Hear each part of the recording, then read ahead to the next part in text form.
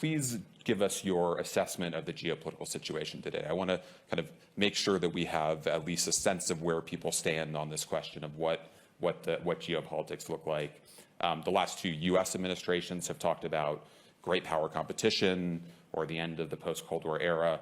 But how do you characterize geopolitics, and what are the main risks and challenges? Let's go east to Minister Zardari. Thank you for having me. I think that unfortunately geopolitics is reflecting a lot of domestic politics these days, where we see hyper polarization, hyper partisanship, both domestically all over the world, and now that is reflected in our geopolitics. And similarly, just as domestically, the normative, institutional, or democratic frameworks that are used to channel differences but reach consensus and conclusion are being stressed, fraught, undermined, rendered ineffective as a result of hyper-partisan, hyper-polarized politics at home.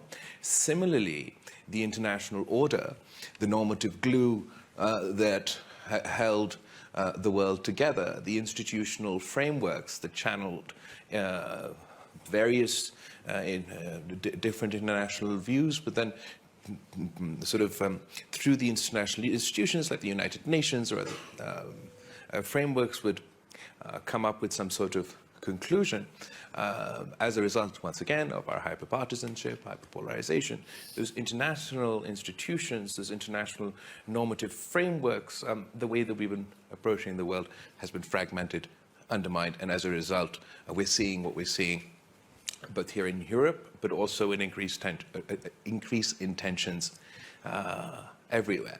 I don't think that the blame rests at any one country's door. I mean, I believe that whether it is sort of from the time of Iraq or otherwise, perhaps we ourselves also have undermined those international institutions. But whatever the reasoning, the old international order, the old normative order for us to, for our dispute resolutions has clearly failed.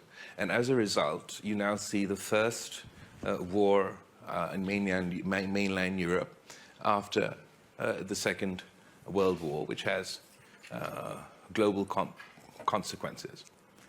What we would like to see is obviously a return to a more institutional, normative functioning internationally, as well as domestically, so we could work together to solve issues. Here at WEF, I believe we're discussing, there's a lot of discussion about what the new world order will be, or how, even in the context of our new Helsinki, how do we work towards that new normative international order that allows us to address our differences and disputes as the civilized world. And I believe perhaps we are at the moment in such a hyper-partisan, hyper-polarized time that we're not going to be able to form that new Helsinki today. But I hope going forward we are able to do, I mean, we must form and improve our normative and international institutional order internationally so that we can address these complaints. I hope this time round, once we're building this new world order or new rules-based order, the voice of the global south and the developing world is included. Because we must understand that the way that the international order is constructed, whether it's international financial institutions or other international institutions, they were constructed by the West at the times of, colonialism, and when the world was a very different place. So to meet the challenges of today, and in order to construct an order that has the buy-in of the international world, we do hope that the global South has their voices heard, has their perspective included. And if we do go down that path, where you have not only the global North, but also the global South as stakeholders in a new international order, then there are higher chances that it'll be successful. Minister Zardari, to talk a bit about Ukraine, it has understandably been a huge part of conversations here this week. The narrative about both the causes of the war, the fault in the war, and the consequences of the war in Europe and the United States. You have a somewhat different view on it. Tell us what the war looks like from where you sit. Look, I think as far as support for international law, for the United Nations, for UN Security Council resolutions. I think I have a very similar view to everybody sitting on the stage. As far as the human tragedy, the humanitarian crisis, the loss of life, I think we all share exactly the same view. As far as the economic consequences, or the knock-on ripple effects of this colossal tragedy has had not only in Europe, but not only in the West, but all over the world. Gas prices have gone up in America, but they've also gone up in Pakistan. We've had food security, energy insecurity issues. I think the perspective that we come to, particularly from the South perspective, is that we don't see the Ukraine conflict as the first and only time that international law and the United Nations Security Council resolutions have been violated. We find it ironic that the UN applies in Ukraine, but not in Iraq. We find it sad that the United Nations Security Council resolutions that mean so much to all of Europe and all of the West right now mean nothing more than the paper that they're written on when it comes to the case of Kashmir. So I think that from that aspect, our perspectives are different. As a country that just sort of, we were part of the last forever war, our hope, our prayer is that this does not turn into the next forever war. So perhaps more so than those who were directly involved in this conflict, we hope that it is resolved sooner rather than later.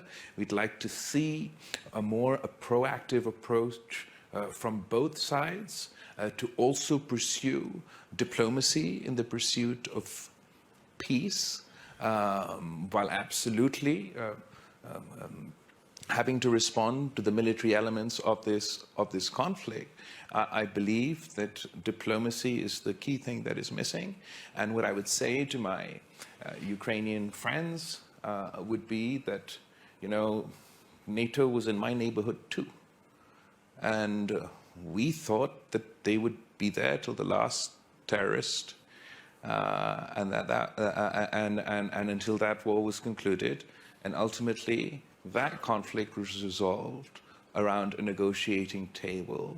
I feel we wasted much time because back in 2002, the Afghan Taliban were willing to surrender and negotiate, but we did not take that opportunity seriously and ended up having to do the same thing in 2022. I hope that eventually the space is created for some sort of dialogue and diplomatic engagement in order to resolve the conflict. I want to turn in a moment to the forward-looking, constructive side of this, but Mr. Zardari, I'd also like you to respond to that interpretation. I have very just simple questions. There are two ways to achieve your objective. Say your objective is every inch of territory back in the hands of the Ukrainian people. It's some sort of NATO Article 5. Is it not even worth trying to achieve those same objectives through dialogue? Surely you can achieve those objectives through war and through conflict, but you could try to achieve them around the negotiating table. What's the worst that could happen? You'd fail and go back to war. But if you do manage to reach a consensus that covers all your concerns, but addresses some of the anxieties that the opposing sides might have, surely that's worth trying. From a perspective of a country that honestly just went through 20 years of conflict, who personally, I was on the side of this isn't over until we defeat every single last extremist or terrorist. And then the way I saw those events ultimately unfold, I would always advise, and this is constructive, friendly advice from somebody who's on your side, that while I understand the seriousness, the gravity, the challenge to Europe, I mean, I studied in the British system. I mean, we were all grew up learning about World War II and all the aftermath and how much that must mean for everybody within Europe. I fail to understand why we can't simultaneously have some serious, responsible international players also trying to pursue a diplomatic resolution to a conflict. Minister Zardari, you talked about bringing the global South into a discussion of the international system, global rules. What would that change? What perspective would you bring that you think would change the basic tenets of the system? Just quite frankly, I think the entire international order is constructed around the Western interests. And it was constructed at a time, a very sort of a sadder time in our history when colonialism was more of a reality. Many of the countries that existed today did not exist at the time the structure was set into place. I believe that the international order can only be empowered if were the inputs of Africa, Asia, China, India, the entire globe represented in this so-called order. And if you have the buy-in of everyone, then there's more of a chance of it to succeed. That everyone will also have to be those that you don't agree with. It would mean that we would have to compromise, others would have to compromise, but a truly successful system will be just that, a compromise that we could reach together.